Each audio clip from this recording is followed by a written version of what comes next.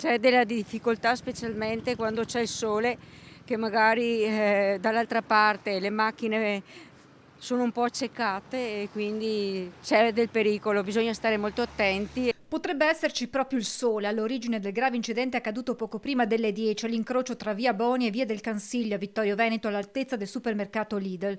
Da una prima ricostruzione una 73enne del posto stava attraversando la strada quando è stata investita da una Fiat Panda condotta da un pensionato 81enne sempre del vittoriese. L'uomo si è immediatamente fermato e ha chiamato i soccorsi. In pochi istanti sono arrivati i sanitari del SUEM. Ho visto l'elicottero, quindi immagino. L'ho visto dalle finestre di casa, per cui qua vicino. Quando sono arrivata l'incidente era già accaduto, ho visto 3 ambulanze, la polizia, poi sono arrivati anche i vigili del fuoco, sono rimasti lì un pezzo a fare tutti i rilievi del caso, ma avevano già portato via la signora. La donna è stata rianimata per diversi minuti, poi, una volta stabilizzata, è stata caricata sull'elicottero, atterrato nel vicino campo sportivo e trasportata in ospedale in codice rosso. Le sue condizioni sono molto gravi. L'anziano alla guida della Panda ha raccontato di non essersi accorto del pedone accecato proprio dal sole basso e di essersi subito fermato quando ha avvertito il botto dell'impatto. Sul posto anche gli agenti della Polizia Stradale di Vittorio Veneto che hanno effettuato tutti i rilievi necessari per ricostruire l'esatta dinamica del sinistro. Da accertare, tra le altre cose, se la vittima stesse attraversando la strada sulle strisce pedonali.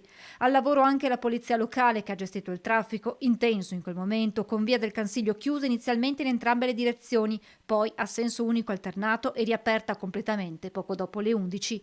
Chi abita qui riconosce la pericolosità dell'attraversamento pedonale. È molto pericoloso, io lo faccio più spesso e devo sempre accertarmi che si fermino prima di passare. Devono provvedere qualcosa perché non è la prima volta che succede e quando succedono sono anche gravi.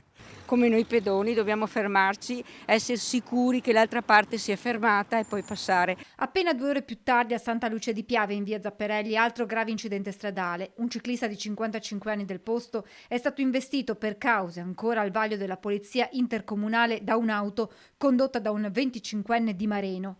L'uomo è stato elitrasportato in ospedale in gravissime condizioni.